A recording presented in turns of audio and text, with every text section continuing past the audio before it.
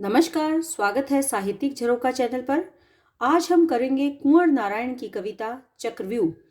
इस कविता के माध्यम से कुंवर नारायण ने अभिमन्यु की जो महाभारत कालीन कथा है उसको लिया है और इस कथा के माध्यम से वर्तमान संदर्भ में जो युवाओं की स्थिति है उसको यहाँ पर उन्होंने दिखाने का प्रयास किया है। तो आइए इस कथा की व्याख्या प्रारंभ करते हैं।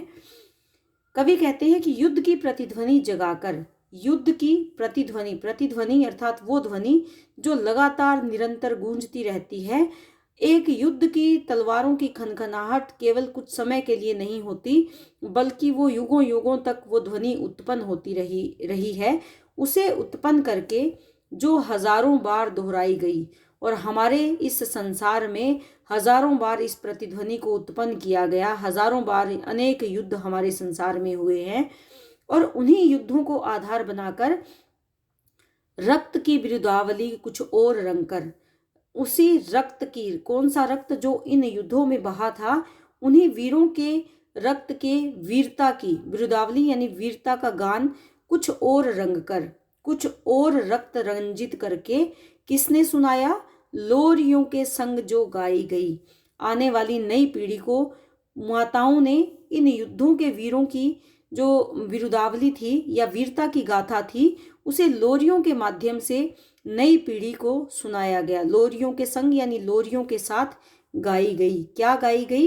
इन युद्धों में जो योद्धाओं की वीरता का भाव था या वीरता का प्रदर्शन था, उसे लोरियों के माध्यम से नई पीढ़ी को माताओं के द्वारा सुनाया गया, गाया गया।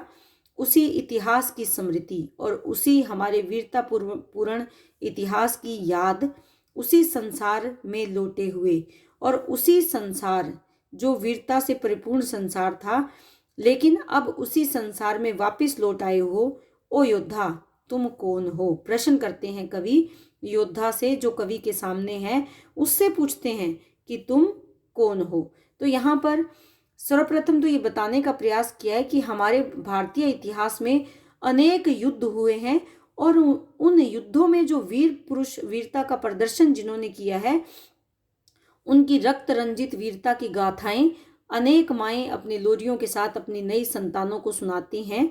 यानी वीरता के भाव को संचारित किया जाता है उन छोटे नन्हे शिशुओं के अंदर, और उसी इतिहास की, हमारा जो गौरवशाली इतिहास है, उसी की याद ऐसे लगता है कि वापिस लौट आई है। और वो तुम कौन हो? कवि प्रश्न करते हैं उस योद्धा से जो वापिस लौट आया है। तो योद्धा क्या कहता है, आइए जानते हैं।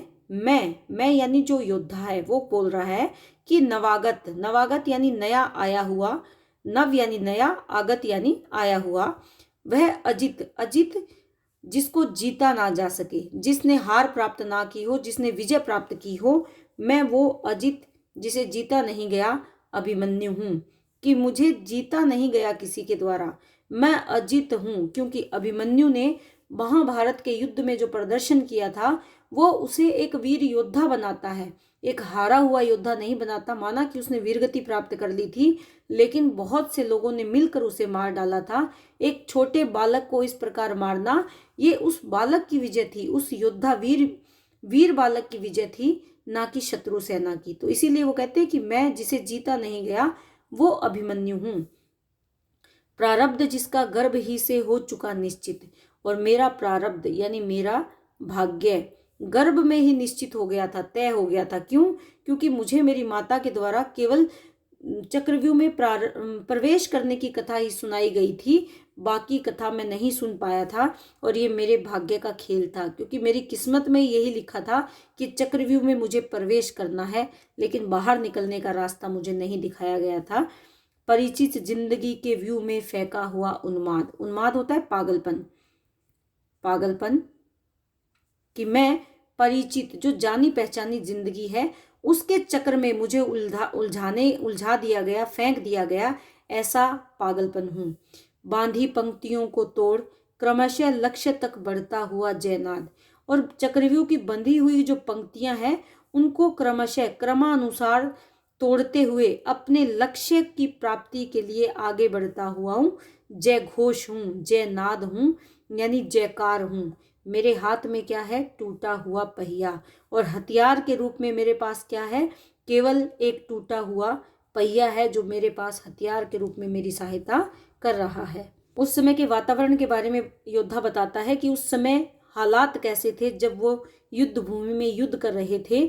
पिघलती आग सी संध्या, कि ऐसे लग रहा था कि जो सांझ का समय है वो पिघलती हुई आग के समान प्रतीत हो रही थी, क्योंकि संध्या का समय वैसे भी लालिमा लिए होता है और ऊपर से युद्ध का वातावरण है, युद्ध चल रहा है, तो वो सांझ भी कैसे लगती थी जैसे अग्नि पिघल रही हो।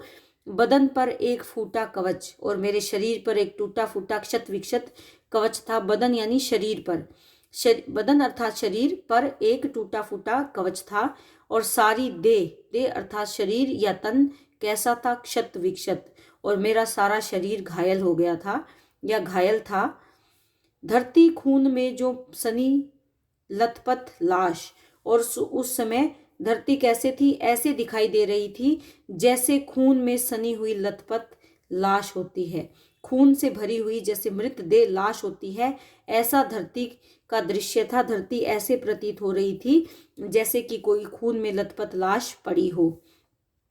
सिर पर गिद्धसा मंडला रहा आकाश, और आकाश के बारे में क्या कहते हैं कि उस मरी हुई लाश के समान उस धरती पर खून, जो आकाश है वो कैसे दिखाई दे रहा था, जैसे गिद्ध मंडरा रहा था, क्योंकि जब कोई लाश दिखाई देती है तो आसमान में गिद्ध आकर मंडराने लगते हैं। उस लाश को प्राप्त करने के लिए, उसे अपना भोजन बनाने के लिए उसी ताक में रहते हैं कि कब ये लाश हमारा भोजन बनेगी।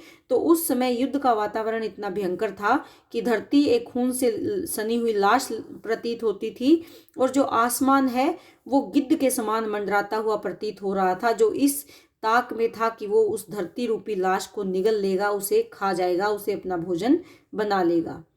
मैं बलिदान इस संघर्ष में, अपना परिचय देते हुए योद्धा कहते हैं कि मैं बलिदान हूँ इस संघर्ष में, ये जो युद्ध है इसमें मैं बलिदान हूँ।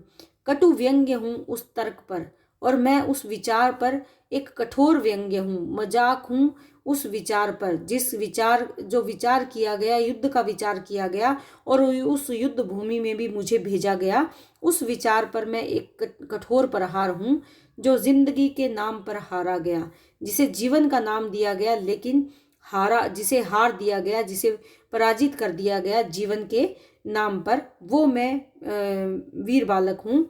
आहूत हर युद्धाग्नि में वह जीव हूँ निष्पाप, जिसको पूज कर मारा गया, जिसकी हर युद्ध की अग्नि में जिसकी आहुति दे दी जाती है। अर्थात अनेक ऐसे युद्ध होते हैं जिसमें ऐसे बालकों की या ऐसे वीर योद्धाओं की आहुति दे दी जाती है। वह जीव हूँ निष्पाप, निष्पाप यानी पाप से रहित।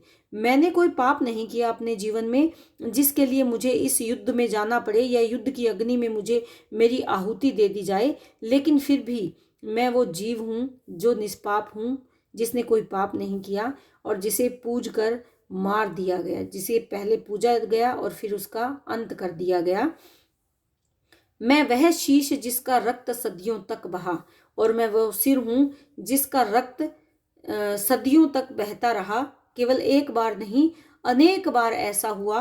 वह दर्द जिसको बेगुनाहों ने सहा, और वो पीड़ा हूँ जिसे बेगुनाह लोगों ने सही है, जिन्होंने कोई गुनाह नहीं किया, कसूर नहीं किया, कोई पाप नहीं किया, लेकिन फिर भी उन लोगों को वो पीड़ा, वो दर्द झेलनी पड़ती है, जो युद्ध के विनाश के कारण या युद्ध का जो विनाश है वो पीड़ा, वो दर्द उसे झेलनी पड़ती है।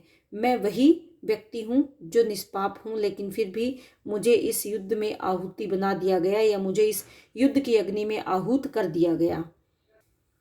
यह महासंग्राम यानी बहुत बड़ा युद्ध, और ये युद्ध केवल एक बार नहीं हुआ, युग युग से चला आता महाभारत, और प्रत्येक काल में ऐसा महाभारत होता चला आया है। युगों युगों से ये महाभारत चला आ रहा है। हजारों युद्ध हुए हैं, हजारों उपदेश दिए गए हैं, हजारों उपाख्यानों अर्थात प्राचीन कथाओं और कथाओं में छिपा वह पृष्ठ मेरा है। हजारों युद्धों में, हजारों उपदेशों में, हजारों कथाओं, प्राचीन कथाओं में, और जो कथाएं युद्ध की सुनाई जाती हैं उसमें छिपा जो रह जाता है वो पृष्ठ, वो पेज, वो पन्ना किसका है? वो मेरा ही तो है। जहाँ सदियों पुराना व्यू, जो सदियों से रचा जा रहा था, वो चक्र जो दुर्भेद्य था, जिसे बेधा नहीं जा सकता था, वो चक्र टूटा और मैंने अपनी वीरता का प्रदर्शन किया और उस हजारों साल पुराने चक्रव्यूह को मैंने तोड़ दिया। अर्थात जो पुराने समय से चली आ रही जो युद्ध की जो कुटिल चालें बनती चली आ रही थी, उन चालों को किसने तोड़ दिया? अभिमन्यु ने तोड़ दिया।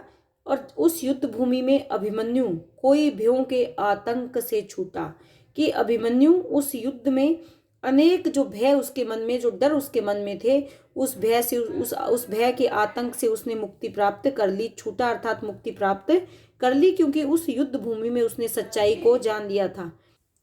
जहां उसने विजय के चंद घातक पलों में जाना, जहां उस युद्ध भूमि में उसने विजय के चंद, विजय प्राप्ति के कुछ चंद यानी कुछ जो घातक पल थे, जो कठिन समय था, उसमें क्या जान लिया कि छल के लिए उद्यत, उद्यत यानी व्याकुल या तत्पर, छल करने के लिए, कपट करने के लिए तत्पर थे कौन? व्यू रक्षक। जो उस व्यू की रचना करने वाले थे, व्यू के जो रक्षक थे, वो 7 वीर जो उस व्यू की रक्षा कर रहे थे, वो वीर वास्तव में वीर नहीं थे, वो कायर थे। कायर क्यों थे?